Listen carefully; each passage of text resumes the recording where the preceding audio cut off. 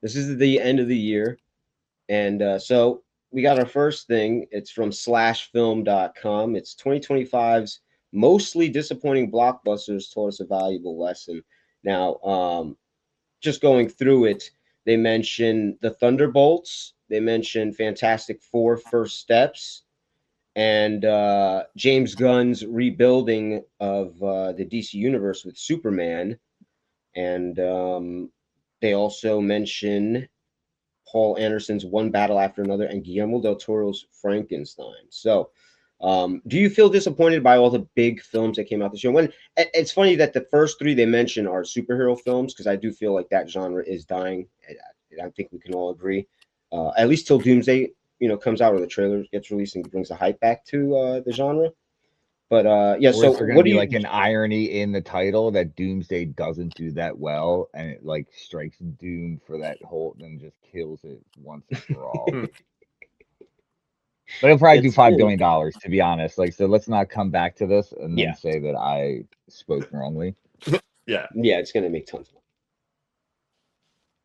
money. Yeah, so the Thunderbolts, I thought, it wasn't bad. I enjoyed it for what it was, but it definitely was not. I think it felt like a Suicide Squad kind of film. Like, well, you were the only one who memorable. liked it. I like I like Thunderbolts. Thunderbolts. I didn't go see it in the theater though. I waited for streaming. Well, in that case, everybody liked it. Yeah, I saw that. My friend, he got a ticket, wasn't expecting, to have to find somebody last minute, but I was available and got the last minute ticket. So I saw that like the Thursday it came out, which was never part of the plan, and I loved it. And there was an asterisk at the end of the Thunderbolts for a reason. I did hate that part. I'm glad I saw it week one so that I didn't have to see that part get spoiled in the press right away. Well, that was my problem. I waited so long that I kind of already knew that part by the time I was going into it. But I do try to avoid spoilers, so I didn't know exactly what happened in the film. But so Thunderbolts, I guess we're going to disagree. But what with happened this was, no, I'm not going to do it. But the Fantastic Four: First Steps, another film they're saying is a disappointing blockbuster. I didn't think it was bad. I felt like out of all the Fantastic Four films, it the first one kind of, I got a place in my heart for it, but it is horrible. And this one at least had some more action in it. I don't agree with the casting decisions, but I feel when like they you all say the stepped up. first one, do you mean the one that was made by Trauma Films? No, I mean Roger the one. Corman. Yeah, no, not that. I meant the Ian Groof. How do you say his name? Ian Gruffudd. You got it. Gruffudd.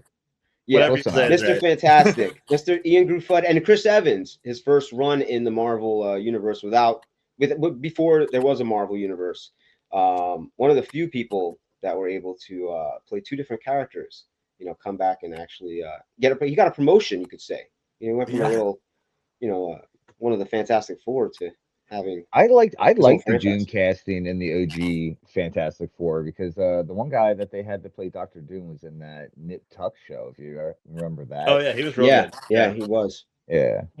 R.I.P. I think he might be dead. So rest in peace, that guy. Rest in peace. I hope he's not dead.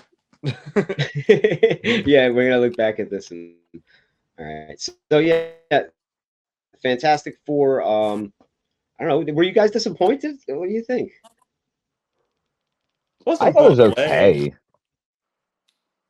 I liked the Mole Man part. I kind of wanted there to be more of that. I like when there's just straight up humor for the sake of humor. Doesn't even have to actually be funny. But what do you think about the casting?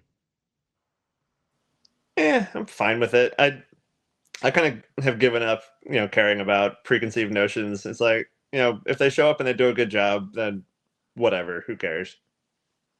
Yeah, I'm a little over Pedro Pascal, but I mean, because he's like in everything. But yeah, he's in that new Spielberg trailer that just dropped. Disclosure. Yeah, he was supposed to be in Weapons too, which I'm sure we're going to talk about later if we're talking about 2025 movies. But he was supposed to be Josh Brolin's role in Weapons. I mean, that worked out better. Oh, I didn't know that. With Josh Brolin for sure. Yeah. Absolutely. 100%. But if it would have been Pedro Pascal, I think it would have just taken away from the movie because it would have just been like, oh my God, he's in another movie. Mm-hmm. And he's got the big Mandalorian and Grogu coming out soon as well. Yeah, so James Gunn Superman, they're saying that was another disappointing big blockbuster. I thought it was exactly what I thought it was going to be. It was Guardians of the Superman universe. That's how I felt like. That's how I feel like the new Supergirl is kind of Yeah, going. Supergirl looks like Guardians of the Galaxy. Yeah.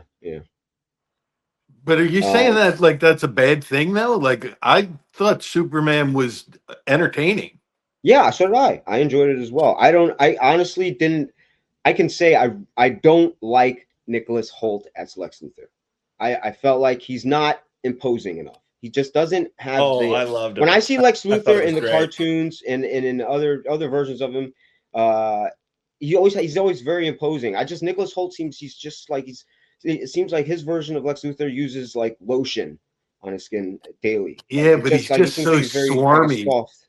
Yeah, I thought, and like the fact that you see him just as a straight up coward, it's like he's just a guy who wants power, has none of it, and is just like he has money but no power. Yeah, I love liar, like just sniveling piece of shit. I thought he was great for that.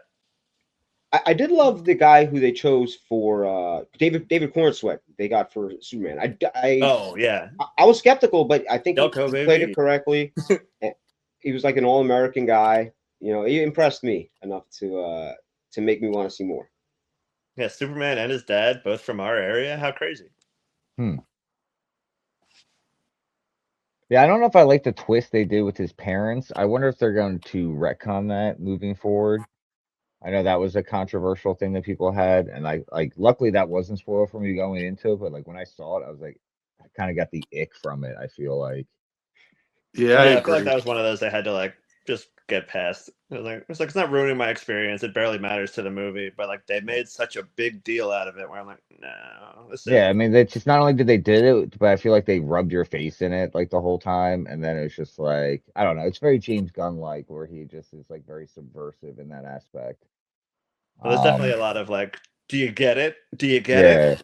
Yeah, no, I'm so glad you took that down, Jim. If I had to keep looking at Jared Leto, I was going to lose my mind.